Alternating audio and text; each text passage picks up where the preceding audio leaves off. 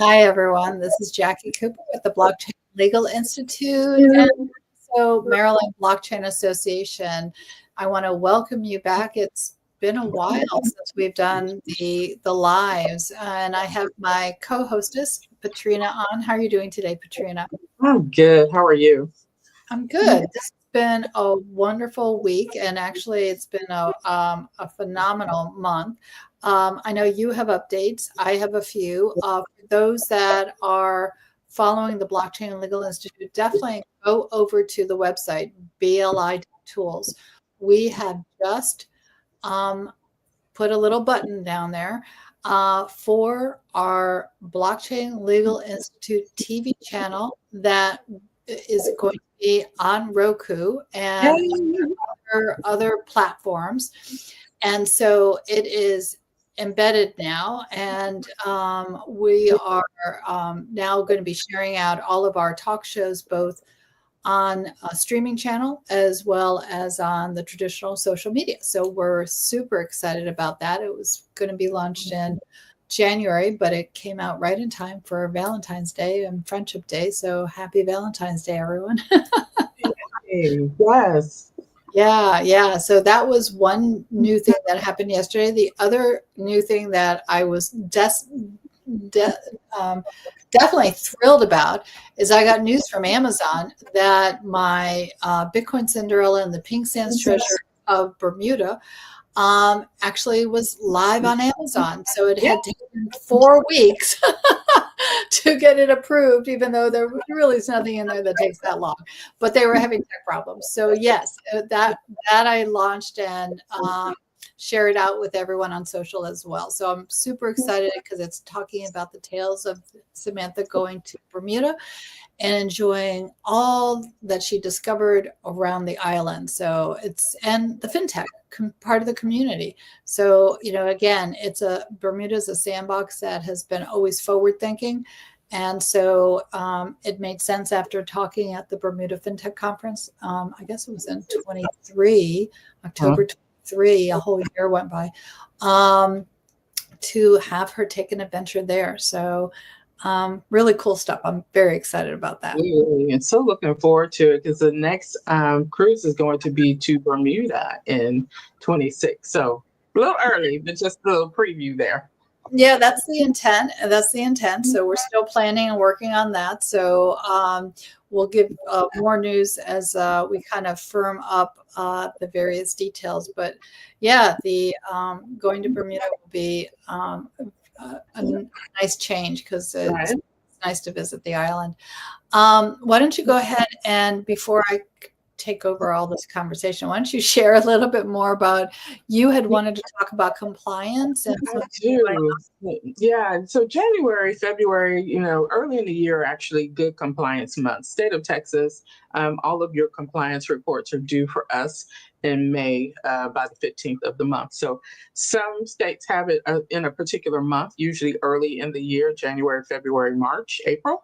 Other states do it by annual calendar event. So you register in October, your compliance report is due in October. So, depending on your guidelines, you definitely need to follow those. But here's why it's important. You have to make sure that you are in compliance so that you can go after the grants that we're going to talk about in just a second. If you're actually not in compliance with your state, you can apply for a grant, particularly in your state, but they will politely deny you because they actually go to check to make sure your business able to do work in that state. So that's really key. And the reason why I'm kind of chuckling a little bit is right before I was getting ready to come on, I get this email from a client who is panicking. And I just completed some work for them. We just had their 501c3 reinstated about 2 weeks ago. It took us several months to get it done because they kept asking questions about it. So we finally got everything done. We wrapped it up right around December 31st, January 1, and they got their letter from the IRS. So now comes this letter from the state that I guess no one read the header because literally he's like, the IRS is saying we're revoked. And I was like, wait a moment, that doesn't make sense. So I opened up the letter and it's clearly not from the IRS. It is clearly from a state, their state. And I was like, how do we panic so? And we missed that part of the letter. So avoid the letters. Let's just go there. Avoid them. Just find out when your annual reports are due in your state and complete your filing. So, that I really wanted to highlight that piece of it. I do reinstatements quite frequently, more frequently than I would like, particularly if they're my own clients. And I have given them a calendar. Every client gets a calendar once we complete their formation, which tells them, here's when you're supposed to file your report.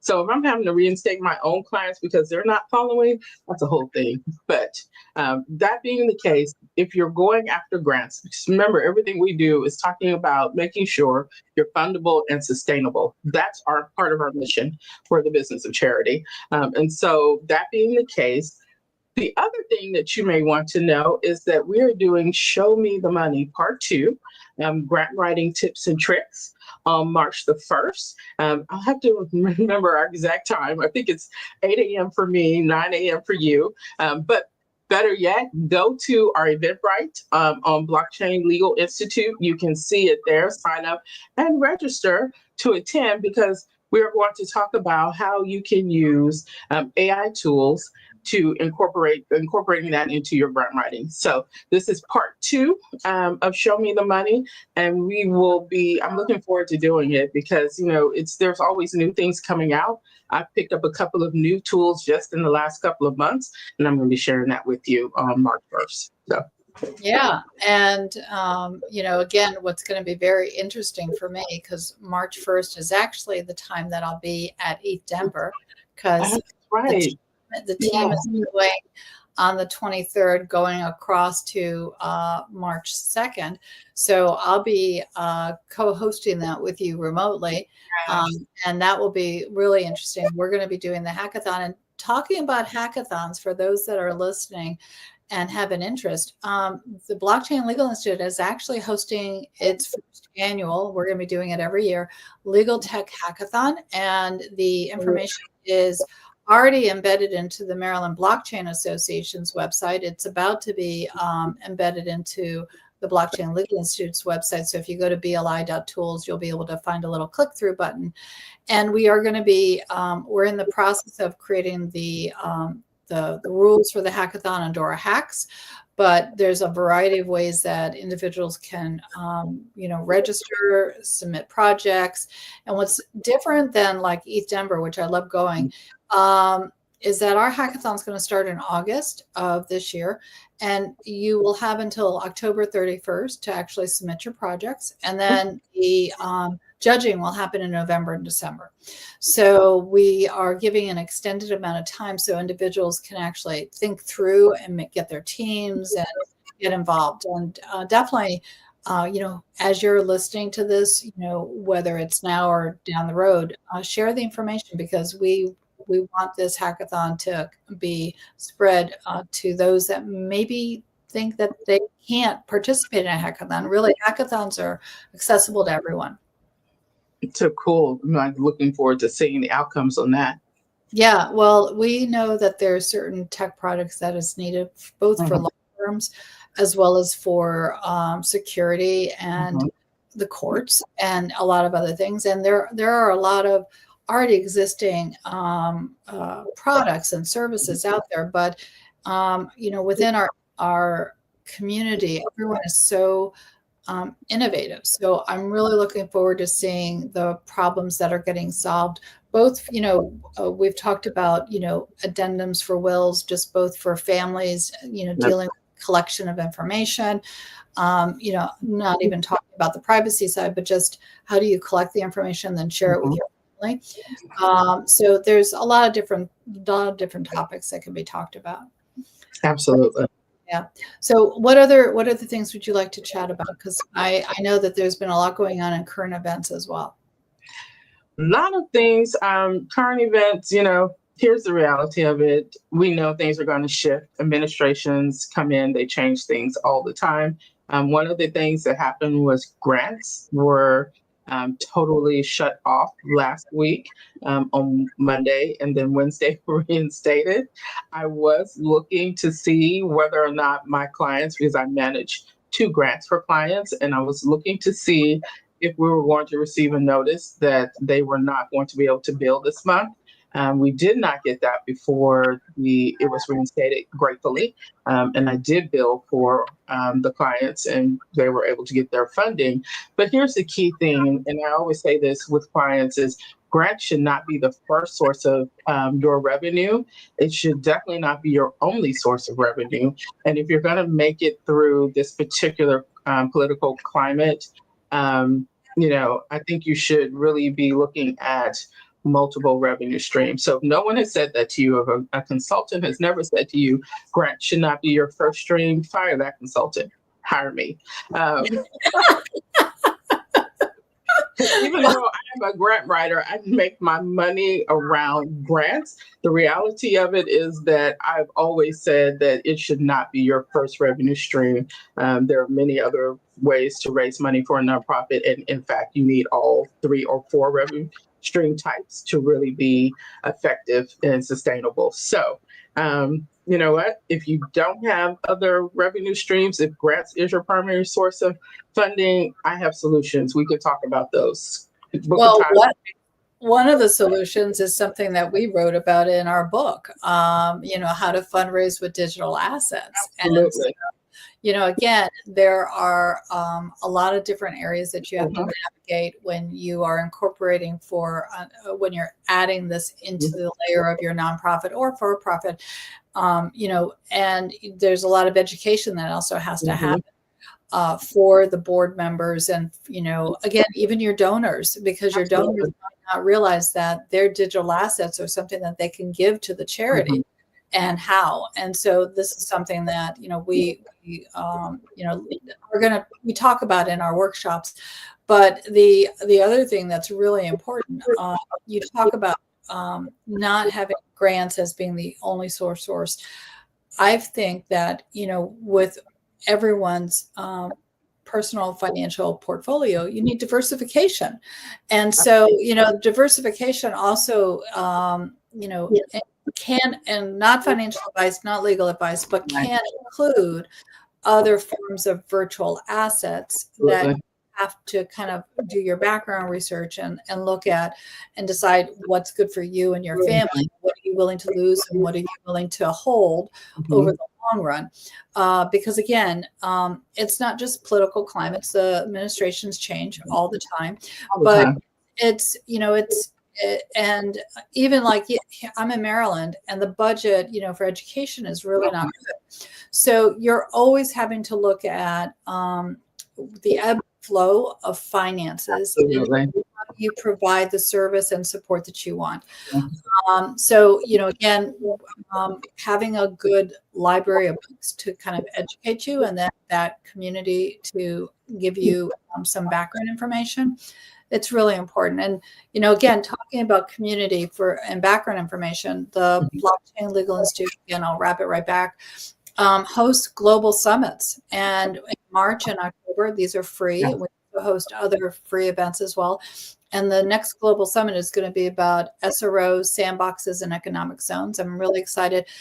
Commissioner Hester Peirce is going to be on our sandbox panel. I'm recording her this week. And we have a lot of other notables who are going to be also speaking on the panel, including our keynote and endnote, which it's Lonnie Disa and Anthony Diaz from Rio Digital. They are phenomenal both in terms of understanding the community and the resources that they've provided. We're going to be learning more about that. And then the October one, which, feels like it's a long time away, but it's amazing how fast the calendar goes. It's all about consumer products and the digital asset world. And, what consumers, because we are all consumers, need to know to enjoy the product and services within our digital asset world, as well as not to be scammed. So, again, but that's no different than traditional businesses as well. Absolutely. Same. Absolutely. So everything is all tied in together. Mhm. I think you always say that we're one world. Yeah, yeah. So I see we're at the 15-minute mark, and usually we are trying to wrap up at 15 minutes. I know for those that are listening, Patrina and I decided we're going to do this once a month because there's always so much information that we want to share. And if you are down in East Denver, definitely reach out because the BLI team is definitely traveling down there, and we're going to be networking, and we're also going to be part of a variety of panels we've been invited to be part of.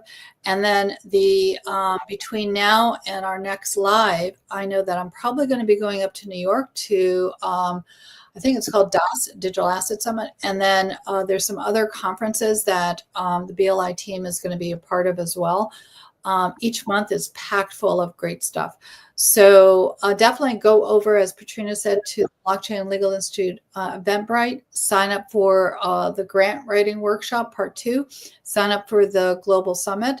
And let us know what information you need, because we're doing research all the time, and we're here to support you. Any last minute thoughts, Patrina, before we sign off? Make sure you're in compliance for all of your documentation, so that way you can go after these funding. So Exactly. I know Patrina's been referring the Blockchain and Legal Institute Foundation, our charity side, to different grants, and so I'm excited to participate on that. So everyone, remember always, especially because of today being Valentine's Day, be kind to yourself, be kind to others. We're all part of one world, and more now than ever. So everyone, have a great day. Bye. bye.